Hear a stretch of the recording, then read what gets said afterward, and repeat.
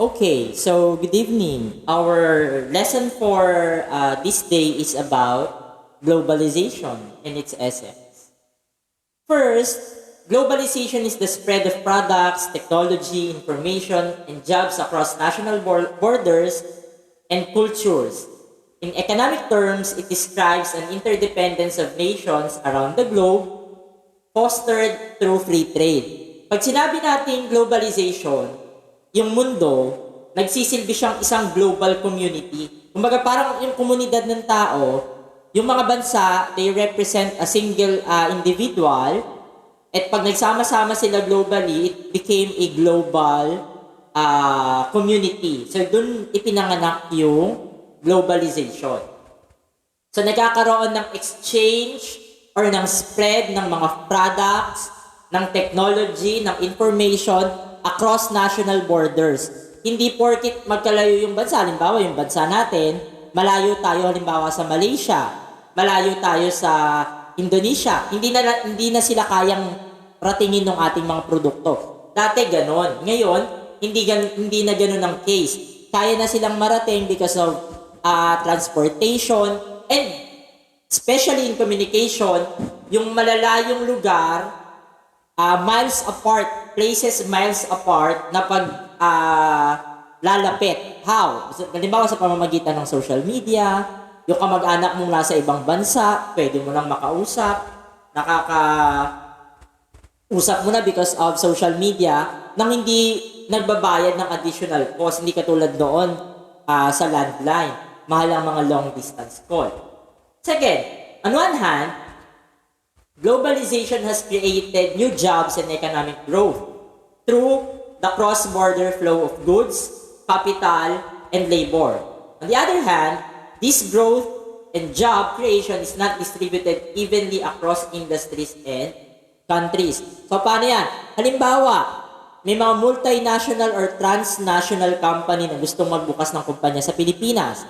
So, ano mangyayari? They will just open company or branch here in the Philippines, following syempre yung mga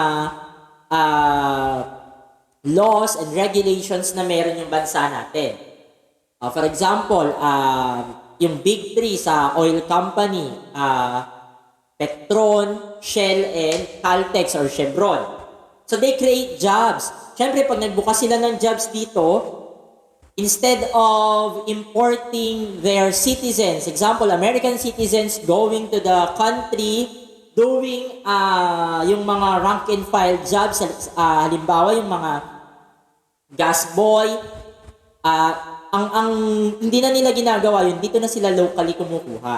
Kasi nga, mas mura ang labor sa atin, tsaka nandito na tayo. Pero sa kabilang banda, uneven yung distribution niya when it comes to industry. For example, ito yung mga industry yung pinapapasok natin dahil gusto nila mag-invest sa Pilipinas. They see the potential of a target market sa bansa natin.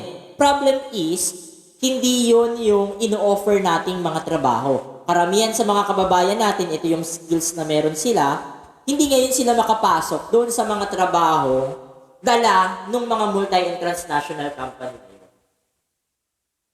Specific industries in certain countries such as textile, manufacturing in the US, or corn farming in Mexico have suffered severe disruption or outright collapse as a result of increase in international competition.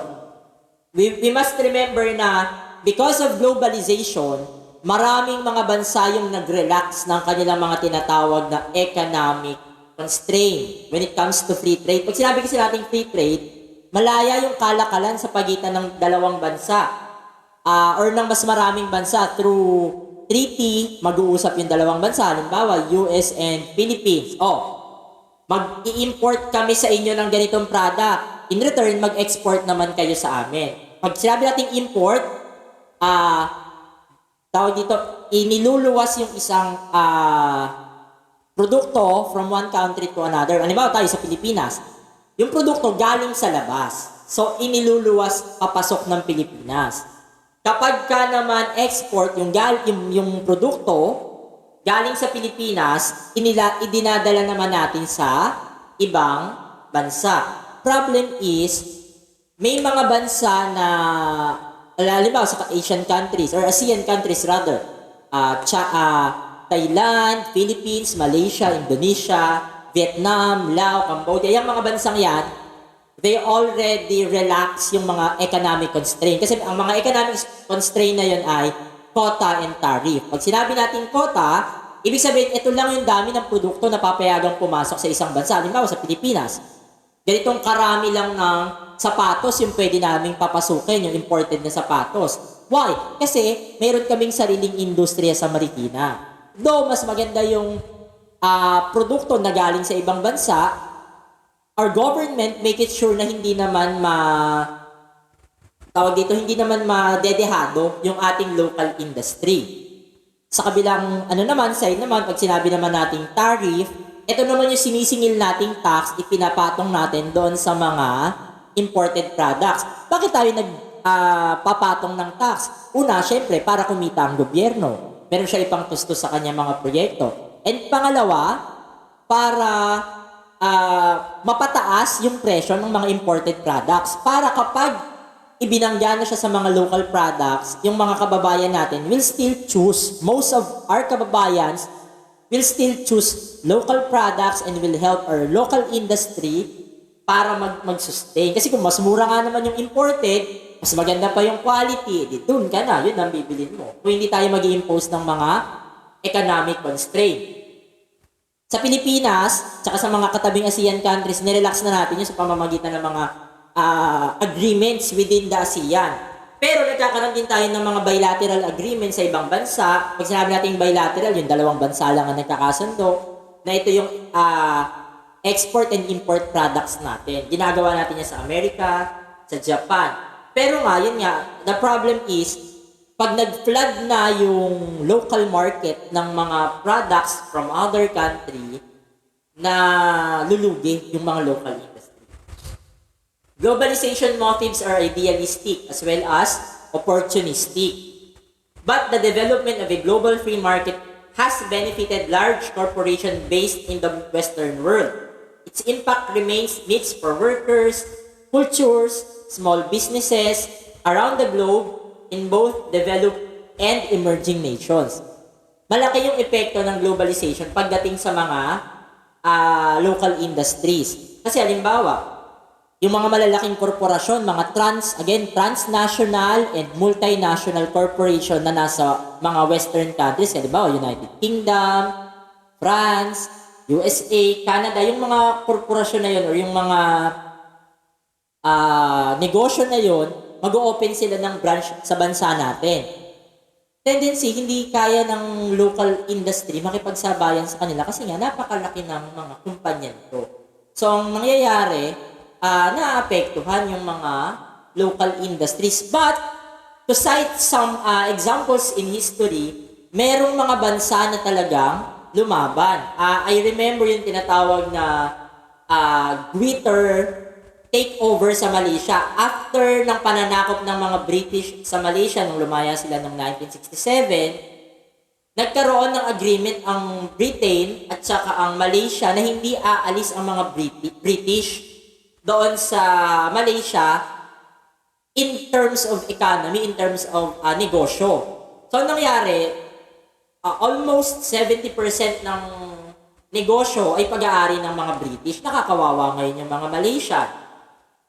So, ang nangyari, nung umupo yung kanilang, yung kanilang Prime Minister, si Mahathir Mohamad, ang ginawa niya, sa pag-open ng stock market, binili niya yung share ng Gwitter Corporation. Isa siyang corporation na nakabase sa Britain. It's a takeover. Paano yung ginawa nila? Pagbukas ng market, unti-unti, binili ng mga Malaysian business owner yung mga stocks, shares ng Gwitter. Unti-unti, na-take over nila hanggang matapos yung isang buong araw lang ng stocks exchange, 51% na ng kumpanya ang pag-aari ng mga Malaysian na dati wala pang 50% or wala pang ang 10%. Hanggang matapos yung 4 days na trade, unti-unti na take over na nila yung Gwitter. Isa tong textile and rubber corporation or business. So because of the inspiration in the Goodyear takeover, unti-unti na rin nilang tinake over yung mga corporations controlled by the British companies hanggang sa napaalis na nila ng tuluyan yung mga British. Next, corporation gain a competitive advantage on multiple fronts through globalization. They can reduce operating costs by manufacturing abroad. They can buy raw materials more cheaply because of the reduction of or removal of tariffs. Most of all, they gain access to millions of new consumers. Paano ginagawa? O example, yan kayo ng ganito scenario, yung mga corporation. Ganito ginagawa niya. Magbubukas sila ng branch nila, for example, sa Pilipinas. Let's say textile or tela, gawaan ng tela. Gagawin nila, kukuha sila doon ng raw material. Mas mura ang raw material kasi hindi mo na kailangang dalhin ng Amerika. Kasi nagbukas ka ng branch mo sa Pilipinas. Bubuksan mo yung branch mo, kukuha ka ng tauhan kasi mas mura ang sweldo sa Pilipinas ng mga manggagawang Pilipino as compare sa ibang bansa. So nakatipid ka na sa tawag dito, yung raw materials, nakatipid ka pa doon sa cost ng mga trabahador mo. So, they will now produce yung product. Tapos nun, dadalhin na ngayon sa Amerika. Ita-travel na sa Amerika. Babayaran ba ng, may babayaran bang tariff yung kumpanya pag pinasok niya na sa Amerika yung produkto? Wala. Why? Kasi it is an American corporation na dadalhin yung bansa sa Amerika.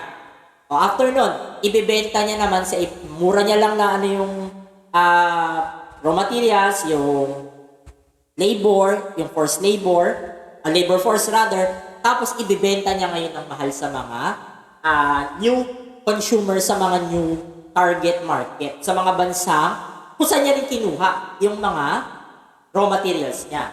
Next, globalization is a social, cultural, political, and legal phenomenon. So, isa-isayin natin yan. Paano siya naging social? It leads to greater interaction among various population. So, because of globalization, nagkakaroon ngayon ng unlad sa kultura, nagkakaroon ng cultural sharing yung mga bansa. Yung mga dating bansa na hindi natin nararating because of globalization, nararating na, nagkakaroon na tayo ng mga shared culture. Ganon din siya, culturally, syempre, globalization represents the exchange of ideas, values, artistic expression among cultures. O paano yan? Because of interaction ng mga tao, syempre, nakaka-adapt tayo ng mga tawag dito, cultural aspects ng isang bansa. For example, K-pop. Kaya nga nakapasok ang K-pop sa Pilipinas because of globalization. Pinapasok natin sila, tinanggap natin yung Korean pop or popular culture. So pagpasok ng pop culture, inadapt natin yon. So ngayon, nagkaroon na ng development dun sa sarili nating kultura. Hindi na siya halos purong Pilipino. Globalization represents a trend toward the development of a single world culture. Ang aim, isa sa mga aim ng globalization is ganito. Wala ng African nations, wala ng European nations, wala ng American nations, wala ng Asian nations. Isang buo lang. Kung saan, kahit diverse yung culture, may iisang kultura lang tayo pinaniniwala. Though, napakahirap kasi nga, we have first, different culture, different, next, politically, globalization has shifted attention to intergovernmental organizations like the United Nations or the World Trade Organization. So because of globalization, nakapag-establish na tayo ng mga tinatawag na world organizations such as yung UN nga, na almost all countries and territories are members. Sa World Trade Center naman, more on ang focus niya ay economics. Pero meron naman din tayong mga tinatawag na mga regional organizations such as European Union, ASEAN, North Atlantic Treaty Organization, APEC, na may iba-iba at kanya-kanyang mga tungkulin or yung tawag dito, yung kanilang goal Next, legally, globalization has altered how international law is created and enforced. Because of globalization, since, di ba, yung mga tubigan niya, yung UNCLOS, kaya nagkaroon ng mga legally binding na mga batas. It is because to fix yung mga dispute ng mga bansa. Next, globalization has sped up to an unprecedented pace since the 1990s with public policies changes and communication technologies innovation cited as the two main driving factors. So sabi nga, di ba noon, I want to take the example of the pandemic na nangyayari ngayon. Before, nun sa tinatawag na 1918 Spanish flu pandemic, tumagal yun ng 2 taon, from 1918 to 1920. Pero ang vaccine, sa totoo lang, natuklasan 1947 pa. So, di ba napakatagal? Ngayon, World Health Organization believes that COVID-19 virus vaccine can be discovered for less than 2 years lang. Kasi nga, unang-una, may advancement na tayo sa technology at maraming bansa yung nagtutulungan para makamit yung common goal na yun. China and India are among the foremost examples of nations that have benefited from the globalization. Why? Kasi they are now emerging economies. Pero yung China ngayon, nandun na siya sa developed state. One clear result of globalization is that an economic downturn in one country can create a domino effect through the trade partners. Paano nangyari yan? Noong taong 2008 or 2009, if I'm not mistaken, nagkaroon ng tinatawag na global financial crisis. Paano nangyari yon? Sa Amerika, actually, Amerika ang pinaka involved. Sa Amerika, yung pagbebenta ng lupa ay, yung bahay, ay naging rampant. So maraming bahay ang naibenta, so pahulugan yon. Tendency, hindi nakayanan ng mga bumili ng bahay o ng mga kumuha ng pahulog ng bahay, yung monthly mortgage. So, nagsara sila. Ang anano nila, yung iba, para hindi sila maapektuhan nung ginawa nilang, pangungutang doon sa bahay, mangungutang sila sa bangko. Kaso, hindi rin sila nakakabayad. Parang naging principle is rob Peter to pay Paul principle. Mangungutang ka dun sa isa para pambayad mo dun sa kabila. Ganun din. Para mabayaran mo itong isa, umutang ka ulit sa iba. Which is yun yung naging malaking problema during that time, noong 2008. Maraming mga establishments, yung unti-unting nagka-problema kasi nga yung mga financial and banking institutions sa Amerika na-bankrupt din because of the global financial crisis. Tinamaan ang Amerika ng recession. Pag sinabi natin recession, it is a two consecutive quarter na yung bansa ay nakapagtala ng negative economic growth and development. Tendency, sumunod nun, maraming mga bansa yung naapektuhan ng global financial crisis. Why? Kasi karamihan ng bansa nakaasa sa Amerika. Ang primary trading partner nila is Amerika. Pero good thing nun, hindi tayo ganong naapektuhan. Una, kasi hindi naman ganun kaganda ang economy during that time, ng bansa. Kumbaga, wala tayo sa recession. Pero hindi naman tayo ganun hindi naman ganun kataas ang cost of or standard of living natin ng panahon na yon. Second, hindi lang tayo sa Amerika nakaasa. Though Amerika ang primary trading partner natin, may trading partner din tayo ng ibang bansa katulad ng Japan and Australia. Proponents of globalization believe it allows developing countries to catch up industrialized nations through increase in manufacturing, diversification, economic expansion, and improvements in standard of living. Medyo self-explanatory. Ang mga proponent ng globalization, naniniwala sila na mas makikinabang yung mga developing countries pa lang katulad ng Pilipinas. Yung mga nasa gitna na umangat kasi nga it will create more jobs, it will create revenue for the government pag yung mga multinational company nagbayad na ng tax sa government. Yun yung nakikita ng mga proponent ng globalization, which in return, some of those scenarios hindi nagagawa. Outsourcing by companies brings jobs and technology to developing countries. Trade initiatives increase cross-border trading by removing supply side and trade-related constraint. Paano yan? So, ganun nga, yung mga bansa, nagbubuka sila ng branch nila or periphery nila dun sa mga mas maliliit na bansa, mas mahihirap na bansa, sa mga developing countries na bansa. Therefore, yung mga bansa na to, natututo din sila dun sa technology dala ng mga trans and multinational companies. Globalization has advanced social justice on an international scale, and advocates report that it has focused attention on human rights worldwide. So, syempre, hindi pwedeng porkit may globalization, yung human rights and social justice ay ma-undermine. Naging rin siya na kapag yung mga international company nagbubuka siya ng mga branch nila sa ibang bansa, kinakailangan din na kinakailangan din na yung mga human rights na pinatutupad doon sa isang bansa, hindi nila i-undermine, hindi nila iisang tabi. Yung mga labor-related practices, kung hanggang 8 hours lang ang trabaho, hanggang 8 hours lang, hindi ka pwede lumagpas. Kung sa bansa mo, 10 hours ang oras ng pagtatrabaho, sa Pilipinas, hindi pwede. Hindi pwedeng mas mababa, halimbawa, mababa ang sweldo dun sa bansang pinanggalingan mo. Sa Pilipinas, dadalhin mo, hindi.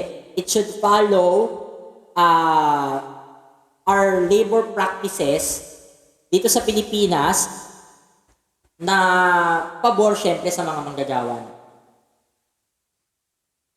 One clear result of globalization is that an economic downturn in one country can create domino effect through its trade partners. For example, the 2008 financial crisis, yun yung sasabi ko kanina, had a severe impact on Portugal, Ireland, Greece, and Spain. All these countries were members of the European Union, which had to step in bail out debt-laden nations, which are thereafter known as by the acronym PIGS, Portugal, Ireland, Greece, and Spain.